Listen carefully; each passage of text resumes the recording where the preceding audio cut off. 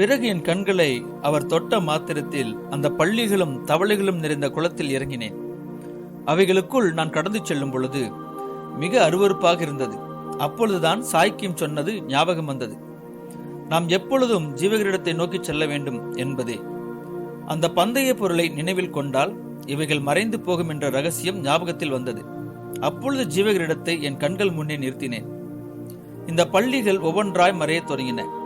அந்த குளத்தில் ஒன்றுமில்லை. நான் நிதானமாக அந்த குளத்தில் மறுபக்கத்திற்கு ஏறினேன். அப்பொழுது எனக்கு முன்பாக வெகு தூரத்தில் ஒரு வெண்மையான வெளிச்சம் வீசிக்கொண்டிருந்தது.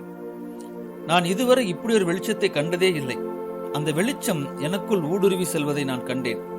அப்பொழுது அந்த புறாவிடம் கேட்டேன், அது என்ன இவ்வளவு பிரகாசமான வெளிச்சம்? அதற்கு புறாவானவர், அதுதான் பரலோகத்தின் வாசல் என்று கூறினார். நான் இவ்வளவு தூரம் என் வாழ்க்கை பயணத்தில் இந்த பாதையில் தொடர்ந்து வந்திருந்தும் களைத்து போயிருந்தும் அந்த பரலோகத்தின் வாசலை நான் பார்த்த பொழுது என் சொந்த வீட்டிற்குள் வந்து சேர்ந்ததைப் போல எனக்குள் ஒரு மகிழ்ச்சி கரைபுரண்டு ஓடியது. நான் வேகமாக நடக்க ஆரம்பித்தேன். அப்பொழுது எனது வலதுபுறமாய் ஒரு பாதை சென்று கொண்டிருந்தது. அதில் ஒரு மனிதன் வேகமாக ஓடிக்கொண்டிருந்தான். அவனும் என்னைப் போல அநேக பாதைகளை கடந்து வந்தவன் என்று நான் அறிந்து கொண்டேன். நானும் வேகமாக ஓட ஆரம்பித்தேன். அப்பொழுது திடீரென்று எனக்கு எதிரே வந்த ஏதோ ஒன்றினால் நான் தடுக்கப்பட்டு கீழே விழுந்து விட்டேன். நான் எழுந்து பார்த்தேன். எனக்கு எதிரே ஒரு சுவர் குறுக்கே அமைக்கப்பட்டிருந்தது. அந்த சுவற்றில் வசீகரிக்கும் இச்சை என்று எழுதப்பட்டிருந்தது.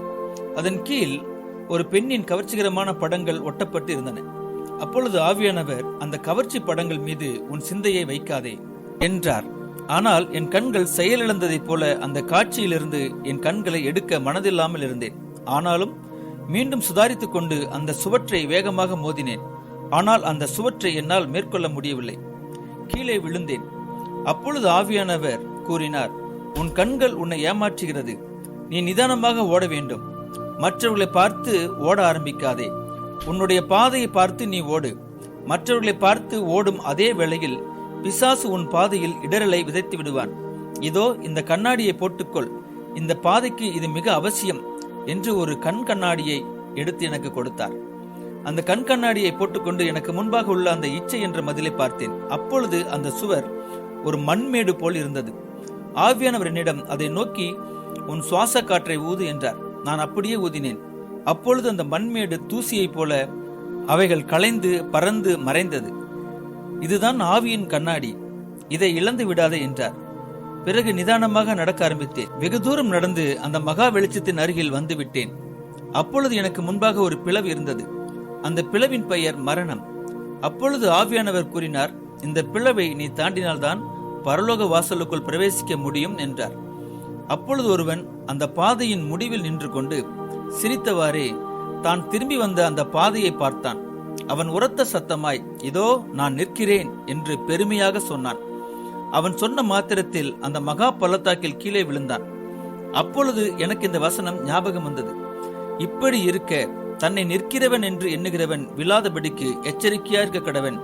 1 கொரிந்தியர் 10:12. அப்பொழுது ஆவியானவர், உன்னை இன்னும் தாழ்த்து, மரண பரியந்தம் உன்னை தாழ்த்து, அப்படி தாழ்த்தி உன்னை பழகிக்கொள் என்றார்.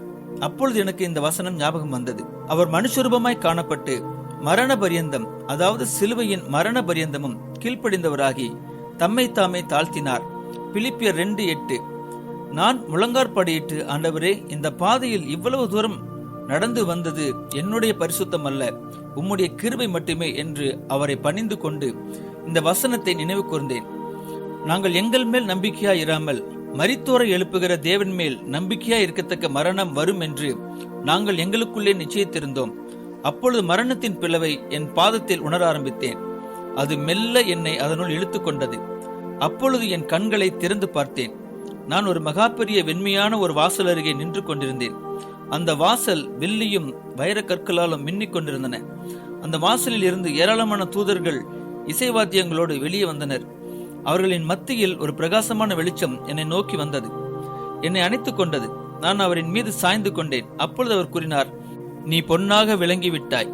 இனி உனக்கு என் வீட்டில் நித்திய காலமாய் இளைப்பாறுதலை தருவேன் என்று கூறி இன்னும் என்னை இறுக அணைத்துக் கொண்டார். அப்பொழுது இந்த பூமியின் நாட்களை நினைத்து பார்த்தேன். அவைகள் ஒரு கனவை போல என் வாழ்க்கையில் கடந்து விட்டதை உணர்ந்தேன்.